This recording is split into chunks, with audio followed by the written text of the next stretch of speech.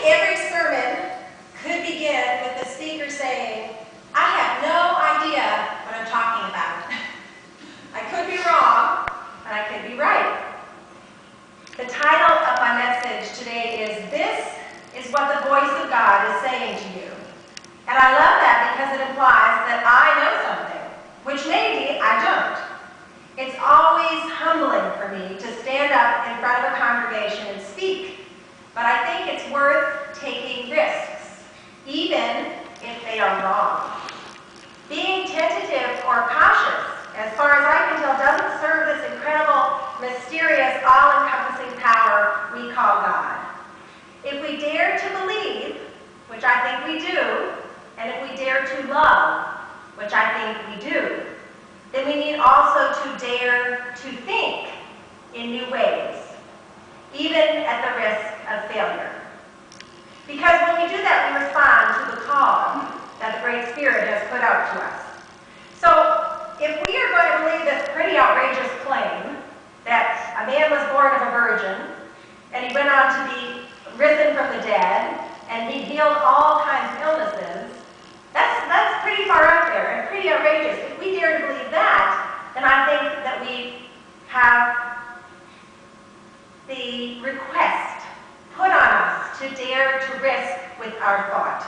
So this is my daring, or for some of you it's not going to be such a daring offering, but I like to put that out there because I feel like it puts me back in a place of being really humbled and saying, this is just what I can see from my perspective as an offering to you. So in the United Church of Christ, there's the slogan, and I know you all know it, God is still speaking, which is wonderful, and I think it's really true. But it begs the question, if God is still speaking, what is God saying? You and I, everyone, every single person on this planet, hears from God all the time, whether we realize it or not. Can any of you remember a specific time that you heard God speak to you? Just a show of hands. Can you think of a specific time when you felt like God spoke to you? Okay, and how about a time when somebody else said to you, I heard God? Someone else said, I heard a voice from God. That was some tentative replies. Okay, so what in the world does God's voice sound like? Is it that still small voice within? Is it this voice of flame and fire that we read together in the psalm, the opening call to worship? That's a description of God's voice shaking the wilderness as a storm. I went yesterday to the UMass basketball game, and the stadium was almost totally full. And there was clapping and whooping and screaming and stomping. It was really pretty incredible. And at one point, I turned to my husband and I said, what is that noise? Because there was a sound I couldn't recognize. And I think you thought it was a sound of stomping, a particular pattern of stomping. Well, the collective energy in that place was incredible. And I think I know why some people go to mega churches. Because it's pretty awesome. You know, the sound of one hand clapping might be a great Zen koan, but the sound of thousands of voices clapping really gets your nervous system going. And it excites you. It makes you, whoop, you feel electrified with all of that energy.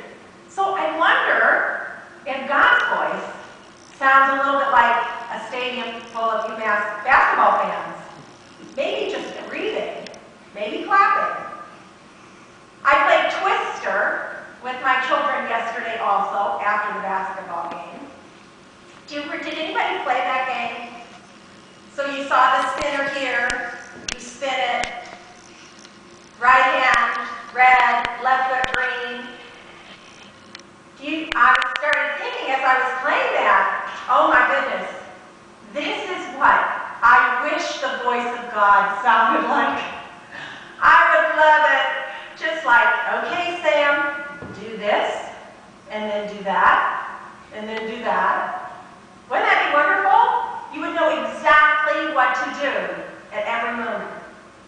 So maybe the voice of God speaks like the Twister caller, but that's not my experience. I don't want to throw it out yet, though.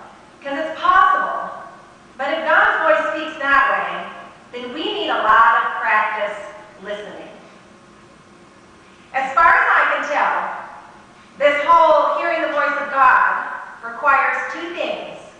The first one is God speaking. The second one is someone listening. It's like when I tell my children that it's time to come to dinner and set the table. And they don't hear me. Now, I have said those words. I've said to them, come to dinner. Come set the table. I might say it 10 times. And they still don't hear me. God can't just speak, and we hear God, any more than I can force my children to hear me. If they're deeply engaged in a book, or a game, or they're distracted, or they're disinterested, and they're doing something else, they don't listen. In that way, God's voice requires our ears. And the other piece we have to have is God speaking. And that requires our belief. Have you ever had the experience of being across a crowded room from somebody and they're looking your direction, you think they're looking at you, they're talking to you, but you can't quite be sure, and so you might say something like, are you talking to me? So what if it was Barack Obama across the crowded room looking at you, and you would undoubtedly say, are you talking to me? What if it was Lady Gaga or Yo-Yo Ma? I'm thinking of Fred there. You probably don't know. Wouldn't you really say, are you talking to me? We have to believe that God is and can and wants to speak to us. Otherwise, we might end up thinking that God's talking to the other person, that other person back there. So let me ask you a question. How many times do we hear the voice of God speaking in the New Testament?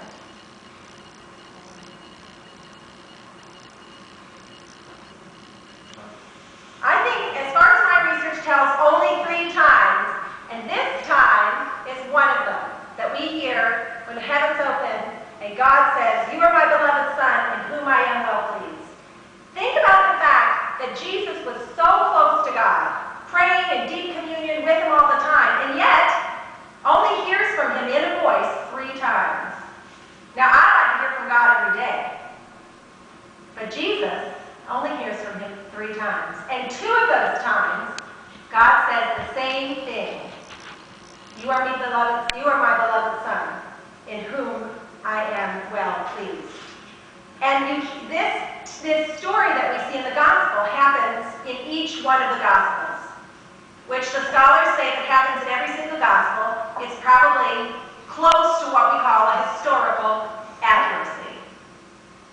So this is a pretty important thing.